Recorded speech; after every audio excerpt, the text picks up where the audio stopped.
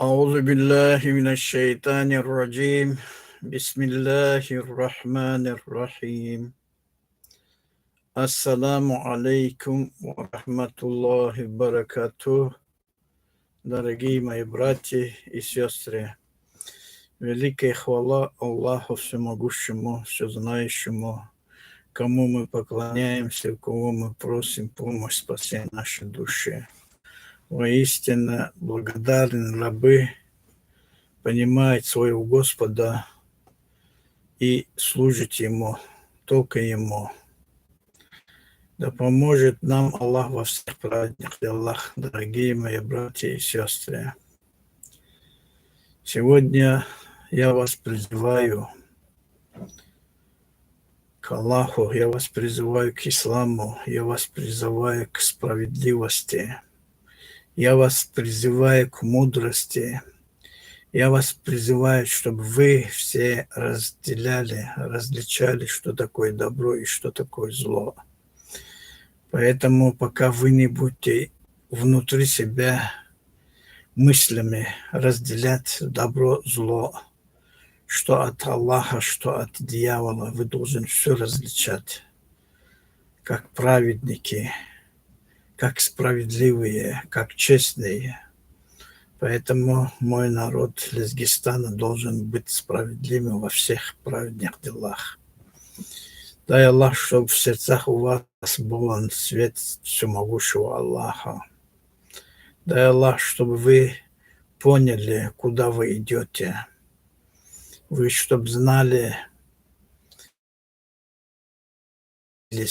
под оккупантов, сколько лет вы и ваши семьи находились под издевательством, чтобы вы все это осознали перед Аллахом. Поэтому иногда я выступаю жестко на ваш адрес. Почему? Потому что многие лезгины, занимаясь своими личными делами, личными интересами, не обращают внимания на общие интересы своего народа. Поэтому веками у нас общие дела всегда были на первом месте, а личные дела это было всегда на второй, на третий, на четвертых местах. Поэтому, дорогие мои братья, дорогие мои сестры, знайте, в первую очередь, почему именно общие дела должен у нас. Потому что общество нашего народа, единство нашего народа, это называется Лезгистан, где живут все лезгины, весь нация, весь народ. Но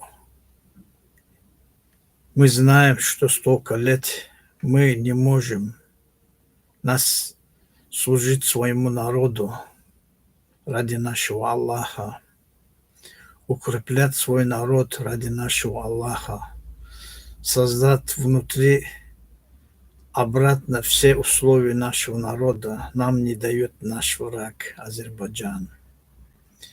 Азербайджан любыми путями, правительство Азербайджана старается уничтожить с корнями лезгинский народ, ассимилируя, запрещая все, их истории, их все. Поэтому, дорогие мои братья, не забывайте общественные дела нашего народа. Мы должны поставить перед Аллахом выше всего. Это и есть служение Аллаху, потому что Он творец небес и земли, Он создал этот народ, Он держит нас всех. Поэтому все дела, что касается личные, можно оставить, чтобы переходить на общие дела нашего народа и помогать поддержать во всех делах. Поэтому один человек не бывает постоянно в поле боя. Я знаю, что Аллах мою молитву принимает. Аллах мне дает толчок идти против врагов Аллаха. Я иду, я служу Аллаху, я выполняю, я не боюсь никого. Почему? Потому что я должен только бояться только Аллаха. Он мой хозяин. И то мой страх к Аллаху за то, чтобы я не грешил против него. А таких республик, как Азербайджан, они под ногти не стоят. Во всем мире все страны, они под ногти не стоят. Почему? Потому что они не осознали, что такое человек, что такое творение своего Господа. Поэтому правительство Азербайджана, правительство Армении, эти люди, которые даже не ведают, что они делают. Им интересно уничтожить эти два народа. Они, чтобы грызли народ, а они народ посылают в заблуждение. Но я не хочу быть похожим этим правителям. И не хочу. Я не стремлюсь, хоть все президенты этого мира будет стоять, пригласить меня. Давай, будь нашим президентом. Я никогда не соглашусь. Я не хочу, чтобы у меня за спиной стояли такие люди, которые неблагодарны моему Господу. Я не люблю тех людей, кто деньгам больше уважает, чем людям, чем творение своего Господа. Поэтому, если у Альхама деньги есть, богатство есть, это не его, это нашего народа. В любое время народ имеет право это все забрать. Это все, что у них в руках, это наши. Все, что они грязными мыслями грабит мирный народ, народ имеет право это все забрать. Вот так же Пашинян Алиев не имеет права торговаться землями нашими веками, которые служили нашим предкам, всем нам. Все земли, Арцах, Азербайджан, все принадлежит нам. Всем нам принадлежит кавказским народам, кто живет на этом земле. Ни один система структуры Азербайджана, в Армении не имеет права людям запрещать жить где хочешь там. Поэтому Аллах подстелил под ногу ваш такой мир благословенный. У вас есть право выбора, народ, жить там, где вы хотите.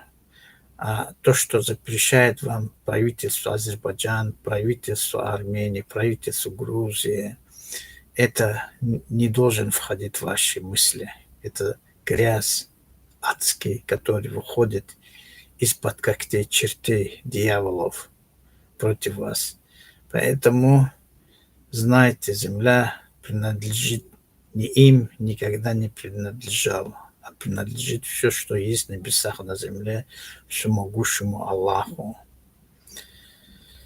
Поэтому служить Аллаху как народ в общем делах, друг другу поддерживая, это и есть благословенный путь нашего всемогущего Аллаха.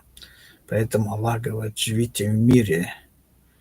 И мир должен там, где народ ценит мудрость, знание и правильный путь.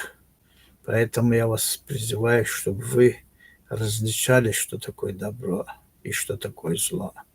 Зло – это и есть эти правители. День и ночь думают любыми путями обчистить народ, обчистить их карманы, грабит народ, сажает детей, вымогает деньги у родителей, у матерей, у жен, у отцов, у всех.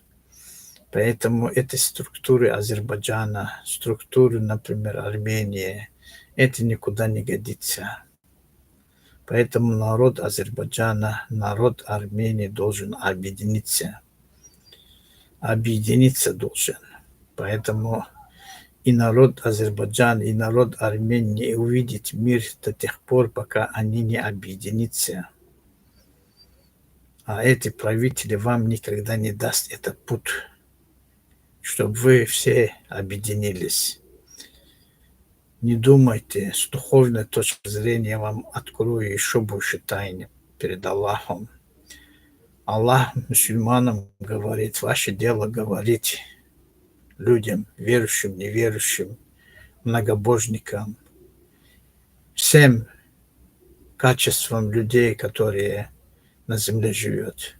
А примет религия, а не Аллаха, и не примет, это не ваше дело, говорит. Нет принуждения в религии, говорит. Так как в Коране говорится, половина людей я создал для ада, половина я для рая. У каждого человека есть право выбора, выбрать себе путь. Или к Аллаху, или в ад. Поэтому, дорогие мои братья,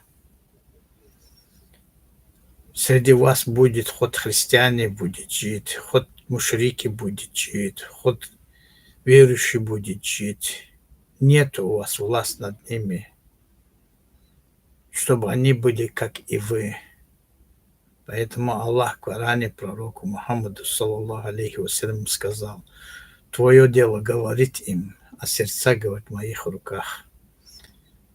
Поэтому не мучайте, а правители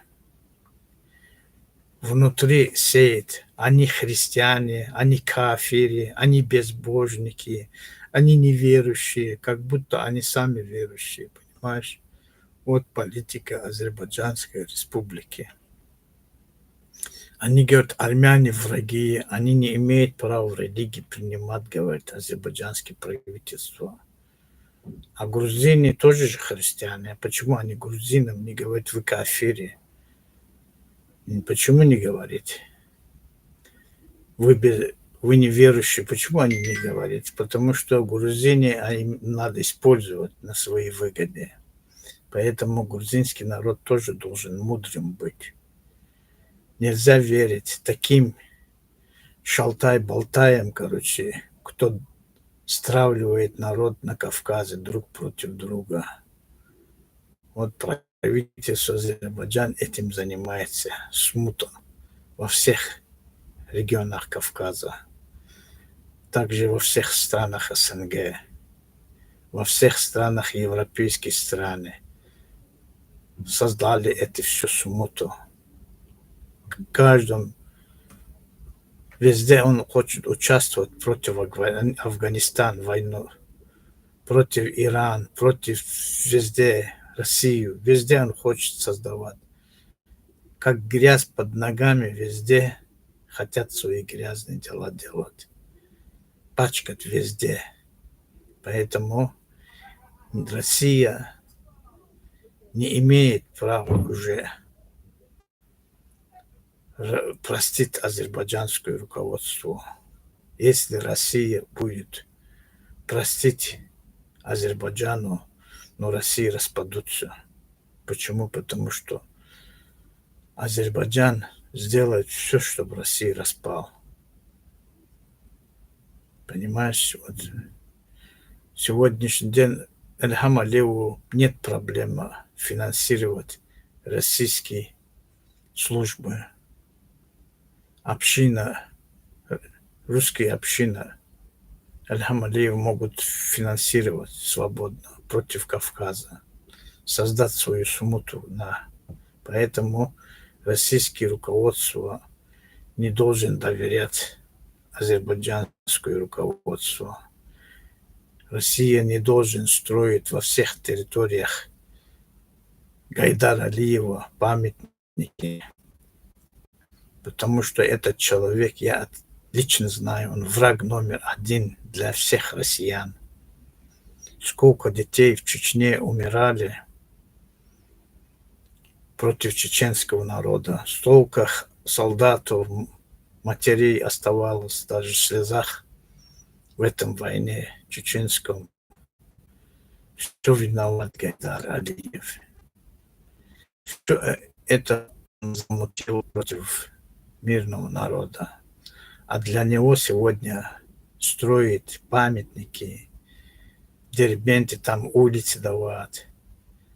Это самый-самый отвратительный путь грязного человека. хорошие люди никогда не строят врагам народа ихние памятники. И Шеварднадзе говорил, и Гайдар Алиев говорил, мы лучшие политики СССР. Они все продали и всех подставили. Эти люди не заслуживают памятники в Дагестане, в России, нигде. Сколько чеченский народ погиб, сколько российский народ погиб, сколько сейчас в Украине война, кто их подготавливал? Опять же спецслужбы Азербайджана. В окружении Михаила Ратушного, окружение Юрия Шухевича, окружение Анатолия Лупинцева, окружение даже Ющенки. У всех были вот эти азербайджанские спецслужбы. Постоянно они говорят, Азербайджан ваши враги, Россия ваши враги. Азербайджан только вот этим питается, стравливание. Но сегодня что получилось? Вот Арцах война, Донбасс война, Чечня война, Грузия там война. Все дело рук спецслужбы Азербайджана. Поэтому покой не будет. И Россию покой не будет, пока Азербайджан существует. И странам СНГ тоже покой не будет. Азербайджан заслуживает, раз его должен разрушить эту республику. Эта республика случайно создана на Кавказе, уничтожая кавказские народы. Поэтому мои доводы, мои разведки, которые я проводил над Азербайджаном, бывали даже такие случаи. Гайдар Алиев, когда приезжал в Ганджу, у кого дома оставалось, я туда приходил, в этот дом. Я всю информацию там собирал, что он говорил. Он в этом доме говорил, там, где он ночевал, у меня в России 3 врага есть, которые я должен убрать. Я Россию без войны возьму. Первый враг был мой, это губернатор Санкт-Петербурга, который убрали он. Второй враг был у него генерал Лебедев, который вмешался в внутренние дела чеченского народа, остановил войну, убрали его. Третий враг у него был Ельцин.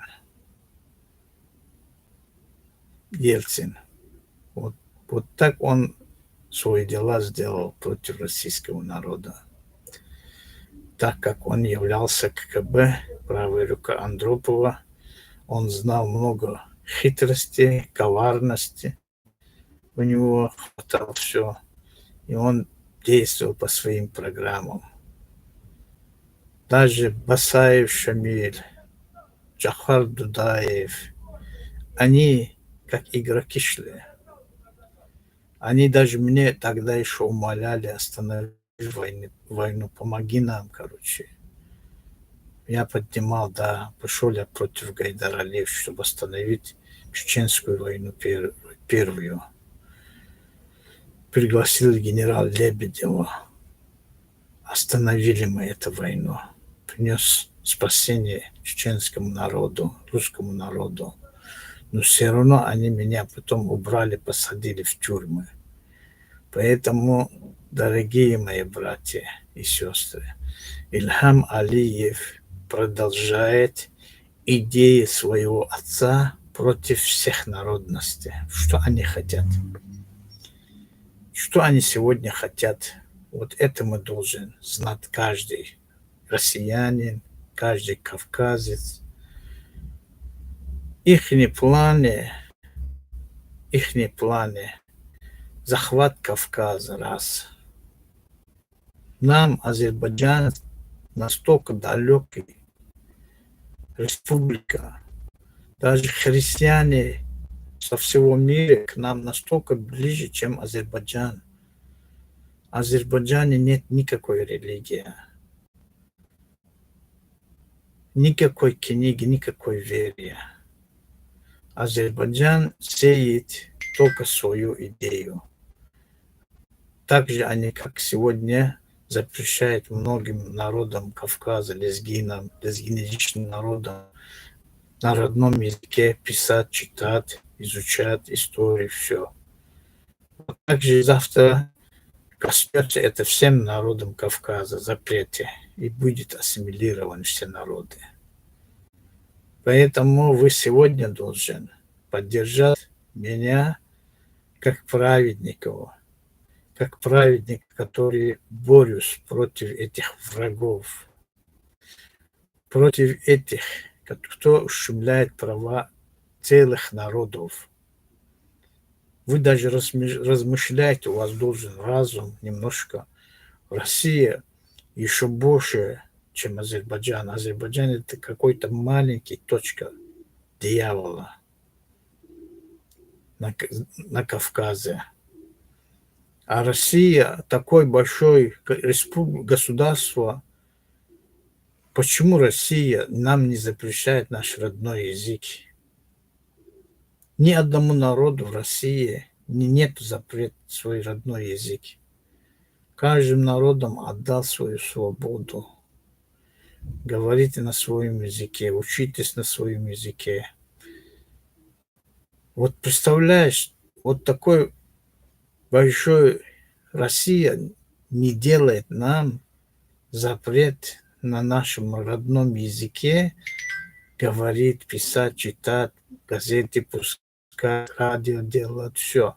На всех языках народ россияне разговаривает. А на таком маленьком заразном республике Азербайджана нет, мы здесь хозяева. Вы какие хозяева, подлецы? Вы пришли, вас создали, без труда, без этого создали, вам отдали. На эта республика вам. Сталин, Ленин, революционеры, Ататурки, все.